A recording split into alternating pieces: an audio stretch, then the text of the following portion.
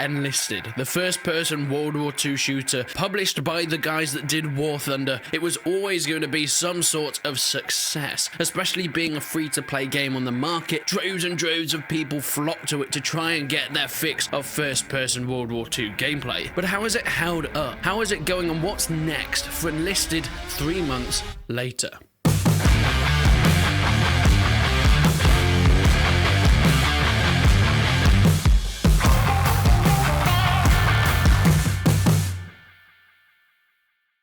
Okay, let me just get this straight first. I'm calling it 3 months later since that's about 3 months after the full release of the game. However, it was available before that initial release date. You see, it was available to people that backed it and paid an early version to get into the game before it was initially released out for free to the public. And unfortunately, I was stupid enough to be one of those people. Paid like 30 quid to get into the game early, and then it came out a week later for free. Who's got egg in their face now? But I thought the other day I'd hop back on and see how it's going. One of the main things that I really love about this game is the campaign. You see, it has a more, well, you can kind of call it a persistent campaign, going through the battles of World War II, whether you're Axis of Allies, using a squad that you can upgrade, giving them better features, giving them better reinforcements, or more garrisons in order to fill out the spare slots in your squad. You can also mix and match who is in your squad. Now, this isn't like a Hell Let Loose or Postscriptum. These squads aren't real players, they're AI that you control on the battlefield. For example, you might have 3 riflemen, but you could swap one out for a Springfield, or you could swap one out for a submachine gun, depending on how you want your squad to move within the games and maybe what tactics you want to use. If you're going for a more attacking strategy, submachine guns might be your better option, but for defending, bolt action Lee Enfields will be what you'll be looking for. And I think it's a really cool and unique take on doing the World War II first-person shooter with having AI in the battles as well that players can control. Not only does it give you more to think about and more to do on the battlefield, but it really helps the immersion. It fills out the ranks, and it makes you feel like you're in the battle. One of the main maps that I think is really good is attacking on Normandy. It is so immersive, seeing the planes flying overhead, bombs going off next to you, people getting shot down left, right, and center, and having the AI just helps you fill in that immersion for yourself. It looks great. The graphics overall are fantastic, especially playing in 4K. There's some really good fidelity and effort in making these assets that you can tell the developers have spent time on, which for a free-to-play game is something that doesn't go amiss. But you see, with these AI companions that you're going into battle, there are some issues, and these were at launch, and I mentioned them in my first few videos, and I was hoping they would have been changed by now, but unfortunately they haven't. The main thing is the AI is terrible. It's just complete rubbish. When you're fighting against the AI, they're just bodies to mow down. They either don't know where you are, or they can flick shot you from across the map accidentally, and it feels really unnatural and kind of infuriating at some times. If you're having a firefight with a squad of AI, if you then go into cover, the AI that you were fighting don't recall your last position. You can just then move out of the cover and they'll completely forget you there, and you can shoot them all in the back of the head. And yeah, okay, it's good for racking up the kills, it's good for getting those numbers on the leaderboard, but it doesn't feel rewarding. It doesn't feel like you're really doing much in the battlefield. You're just fighting bots that really don't do that much damage to you. At this point, I do feel like the AI are just bullet fodder. You'll find many times them getting stuck on walls, getting stuck on windows and buildings, or even if not, if you're being shot at, bombarded by the enemy, you're trying to hide behind cover, and you tell your guys to hide with you, but they just stand out in the open, getting picked off one by one. Not only giving away your position, but giving the enemy kills and giving you less respawns, because when you die and you still have squad members left, you can respawn as them, but not when they're standing in the middle of a beach on D-Day and getting shot one by one because the AI hasn't been programmed to take cover. It's something that really needs improving, because I think it's a really cool, unique take on this first-person shooter, especially set in World War II. There hasn't been really anything like this, controlling AI in a multiplayer game, but they've not done it very well. The idea is fantastic, but the implementation is somewhat lazy at this point in time. Some of the other gripes that I have with this game that I think need to be improved this far down the line in its development is small things. Some of the icons that you use to tell your friends from enemy just don't work in some situations. If you have friends that are in a vehicle, it turns off all icons, and I understand that you're supposed to be able to tell from a German or a US vehicle, but the markings aren't that obvious in the heat of battle, especially especially when you're used to checking out icons. You see, in a game like Hell Let Loose that focuses more on the realism aspect of World War II, friendly icons can be changed. You can change the distance at where you see them. So if you're playing, for example, as a sniper class, as I do quite often, friendlies that are far away do not have that icon over their head, so you do have to tell by their uniforms and of course the vehicle markings. But it's so much more obvious because they're focusing on that realistic uniforms. They're focusing on making some distinctions so you can play the whole game without having to have friendly icons on at all if that's what you want to do. But Enlisted, there's much more merging between the uniforms between US and German soldiers, and it's quite hard to tell sometimes. But in terms of development, what have we got? Well, of course, we've had some bug fixes coming in. We've had some hints at new maps coming in the future, and there is talk now of Berlin coming in very soon. Supposedly, there's an open beta going for this at the moment or in the near future, so that's something that I will be checking out very, very soon. But it looks like they're going to be really focusing, moving towards Berlin and some city maps. I think urban maps would do something fantastic for this game, but as long as they can sort out that AI. You see, buildings are the AI's bane in Enlisted. They're going to get stuck on literally everything. So if that's sorted out, fantastic. But if it's not, you're going to run into some issues. The upgrade trees are really good. They're a really unique progression system for having to not only upgrade yourself as a soldier, but the units in your squad. I do like the way this is done. However, it does feel a little bit pay to win. Of course, this is Gaijin Entertainment, the people that published War Thunder, and that game has this similar thing. It's unique, it's brilliant, and the gameplay core of it is a lot of fun, but it's Gaijin, so it's going to be pay to win. They make the games free, and then they make you pay later on. And this is just what we're seeing coming up and cropping up in Enlisted, and it's been coming up more and more in the last few months since its initial release. And this was one of the main reasons I wanted to make this video, just to make people aware about this. You see, when you're upgrading troops, when you're upgrading your soldiers in your squad, you can just go through the normal progression by unlocking points as you play and do well. But these can also be unlocked through points that can be purchased in, of course, a real money store. And this is not the only thing that can be purchased. On the main screen, it says purchase premium accounts to get 100% of the campaign experience in battles. The game at this point is even saying you do need to pay in order to get the full Enlisted experience, and that's kind of a weird one for me. It shouldn't be called free to play. It should be called free to enter, because that's what Enlisted is at this point. I've had a good few hours of gameplay, but my journey in Enlisted is slowing down a little bit. There isn't loads more that I can find that I can do, and now it's telling me that I need to pay to get the 100% of the experience, and that seems a little bit dodgy to me, especially when I paid £30 already to get into it early, and I know that was a stupid thing for me to do, but surely there would be an extra bonus for people that paid that money already. But no, we're now back on the same level as everyone that's doing free to play, and you have to pay for that 100% full campaign experience extra on top of that. Now, I don't believe in pay to win in any sort of game, but especially in a first person World War shooter, this is the first time we've really seen it. You see, these first person World War shooters are normally developed by history buffs, by massive nerds that love games and love history, and these big industry titans that like to put microtransactions in everything didn't really enter the historical realm before this, at least in World War II. We had hints of it in Call of Duty World War II, which were crazy in themselves, and now we're seeing it in Enlisted. And is this just a future we're going to see where every type of genre, every type of setting is going to get these microtransaction loot boxes? I don't know, but that's something that can be discussed down below. Overall, I think Enlisted has a great USP. It's a World War II shooter that is free to play, has that all-out warfare with tanks, planes, infantry, everything that you can do on the battlefield. But are they going to kill their own game with this slew of microtransactions that they're already admitting you have to buy in order to unlock the full game? This is something that we're going to have to just watch out for in the future. So maybe I'll make another video 3 months later